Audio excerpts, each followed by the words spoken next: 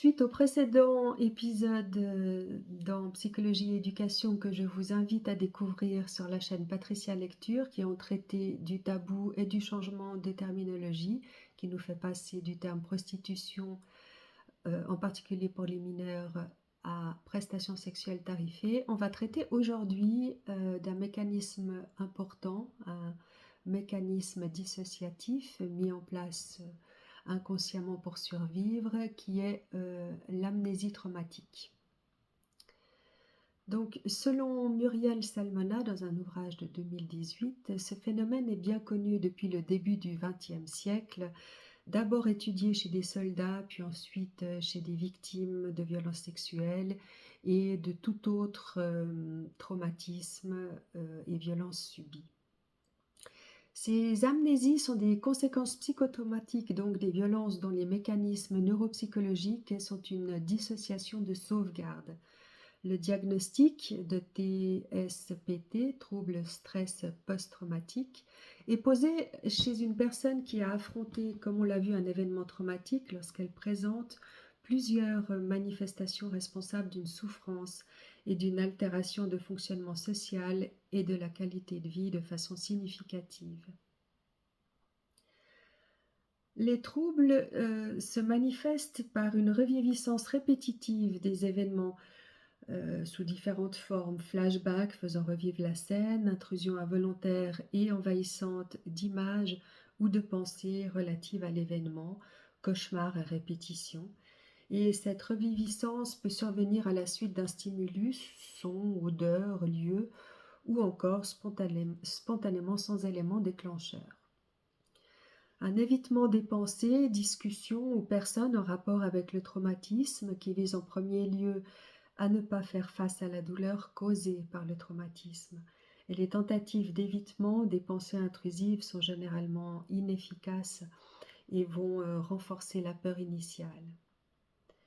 Des troubles de l'humeur, un émoussement de la réactivité des affects et de l'intérêt pour les activités habituelles, et le développement de signes d'une activité neurovégétative tels que l'hypervigilance, l'irritabilité, les troubles du sommeil ou encore les difficultés de concentration.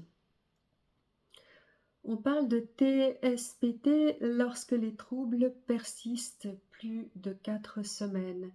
Dans la plupart des cas, les personnes vont guérir de ces troubles dans les 3 mois qui suivent l'événement, mais 20% à peu près de personnes vont développer une forme chronique du symptôme. On a 3 facteurs qui peuvent interagir pour favoriser l'installation du trouble. Des facteurs préexistants comme des expériences douloureuses antérieures, l'état de santé physique ou mental, l'âge ou encore les niveaux socio-économiques ou d'éducation. On a l'événement en tant que tel, la sévérité, l'intensité, la durée, l'impact émotionnel et ses conséquences physiques, et le contexte post-traumatique, l'existence d'une aide psychologique et d'un soutien moral et familial est un facteur fondamental dans les processus de réparation. On va prendre là une vignette de situation réelle pour exemplifier les propos. Daniel, donc prénom fictif, a 13 ans. Son oncle paternel, un dimanche, lors d'un rassemblement familial pour le repas de midi, s'enferme avec elle dans une chambre à l'étage et lui fait subir un viol alors que la famille mange dans le jardin. Il lui fait chut avec un doigt devant la bouche avant de sortir et de rejoindre les autres devant le dessert. Daniel se relève, rejoint sa famille et ne dit rien. Par la suite, elle ne veut plus aller à l'école, reste souvent à pleurer dans son lit, fait des cauchemars, refuse de manger. Alors qu'un jour, sa mère tente dans sa chambre de lui faire manger de la soupe, elle se décide à lui avouer ce qu'elle a vécu en tremblant et en pleurant à la fois.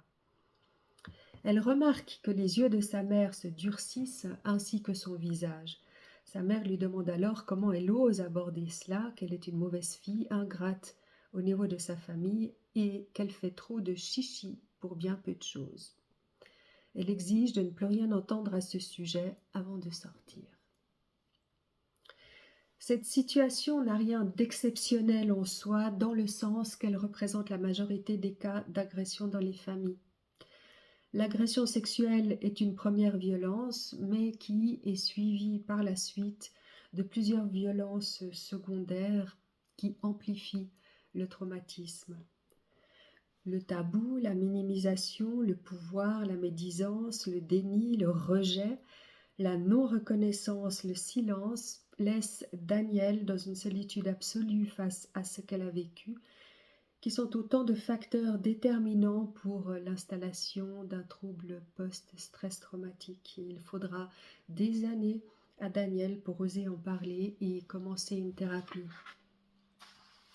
On peut faire l'hypothèse que la mère elle-même, dans le passé, a subi une ou des agressions lui faisant dire « Ne fais pas autant de chichi, je n'en ai pas fait, moi ». Et c'est une hypothèse qui a été confirmée par la suite. Ça nous amène à traiter la prochaine fois sur la transgénéralité des violences sexuelles et le chaos familial que cela provoque.